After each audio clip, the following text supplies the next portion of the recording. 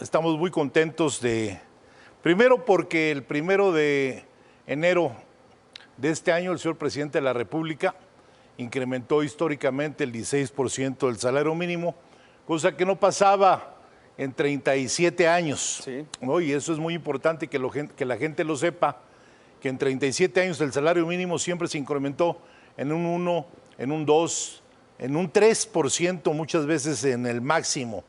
Y hoy el presidente nos da un 16% en lo general y en la frontera norte nos da el señor presidente el doble del salario mínimo. Entonces es un gran avance, pero no es suficiente. Entonces yo coincido plenamente con el señor presidente de la República en lo que él dice de ir subiendo poco a poco el salario. Tú no puedes subir un salario abruptamente, ¿sí? De la noche a la mañana, porque el gobierno que recibe Andrés Manuel López Obrador es un gobierno en ruinas.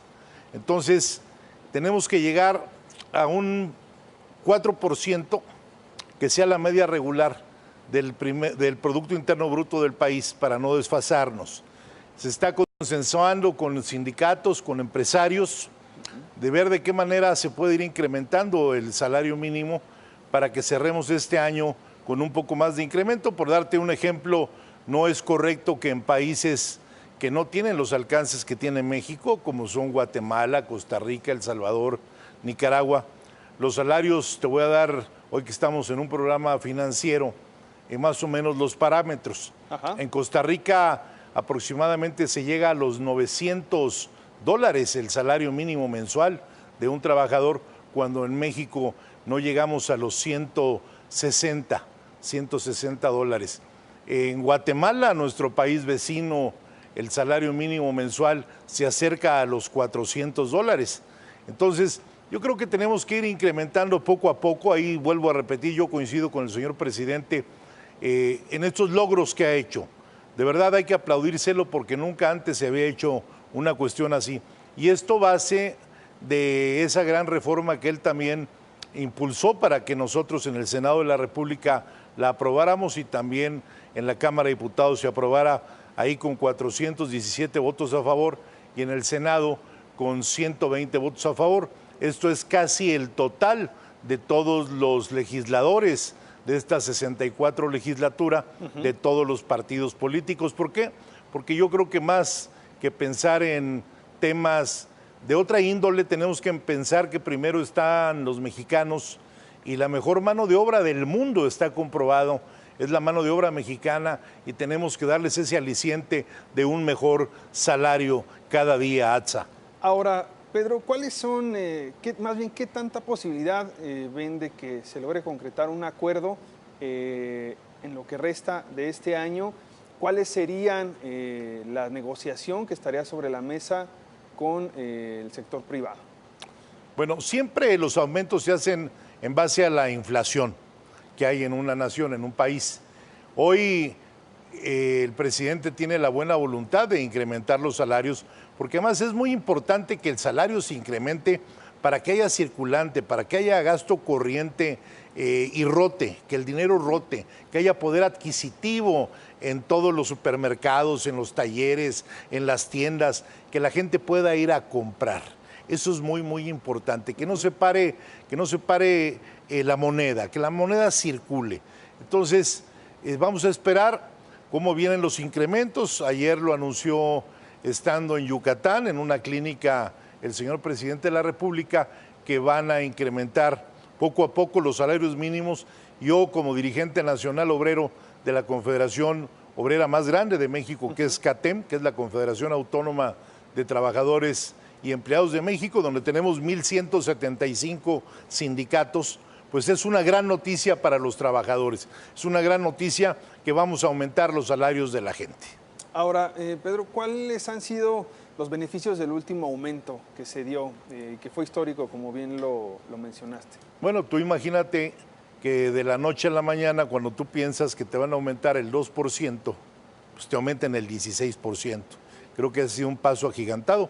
Lo repito, hace 37 años no se daba una cuestión de aumento salarial de esa magnitud.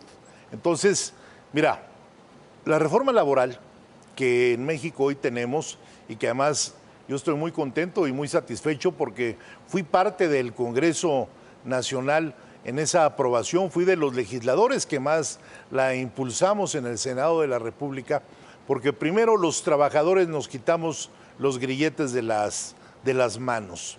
En México hoy hay una libertad de poder escoger, pensar, discernir, crear, pero sobre todo la libertad de poder votar por tus dirigentes. El charrismo sindical que venía opacando al sindicalismo en México se tiene que ir. Hoy tienen que venir nuevas cosas, nuevas caras, nuevos líderes, porque ya ese tipo de sindicalismo que ya no es el que va con la congruencia para el desarrollo de México. Es un sindicalismo que apesta y que se tiene que ir tarde o temprano, porque de ahí se derivan los contratos de protección y de ahí se deriva ese mal llamado outsourcing que tanto daño le ha hecho a la clase trabajadora. Que tu gente sepa, que este gran auditorio sepa, aquí en este gran canal, que el outsourcing hay dos tipos, al que podemos catalogar como el bueno y como el malo. El bueno y el malo. Así es. Ajá. No todo es malo, pero sí la gran mayoría, que eso es lo delicado. ¿Cuál es el problema? Primero, evaden al fisco. Segunda, no pagan al Seguro Social lo que tienen que pagarle porque ponen en una tabulación que no es la correcta al trabajador, ¿sí? Tercera, el Infonavit, exactamente lo mismo. Cuarta, que es la peor, al trabajador no se le reconoce la antigüedad. Le van recortando la antigüedad porque cada 3 o cada 4 meses están poniéndole una razón social diferente y eso es muy delicado, porque cuando un hombre trabaja en un lugar físico 30 años, el día que se quiere jubilar, ese día pues va por su jubilación y el cheque es muy chiquito, no es congruente a los 30 años que trabajó. Cuando tú revisas el por qué no es sujeto a crédito y por qué ese cheque de liquidación es tan chiquito, es porque le fueron cambiando cada 3, cada 4 meses las diferentes razones sociales que esos despachos rimbombantes, ¿sí?, hicieron. Entonces dañan a México, dañan al trabajador y dañan a todas las instituciones del gobierno. Por eso está así.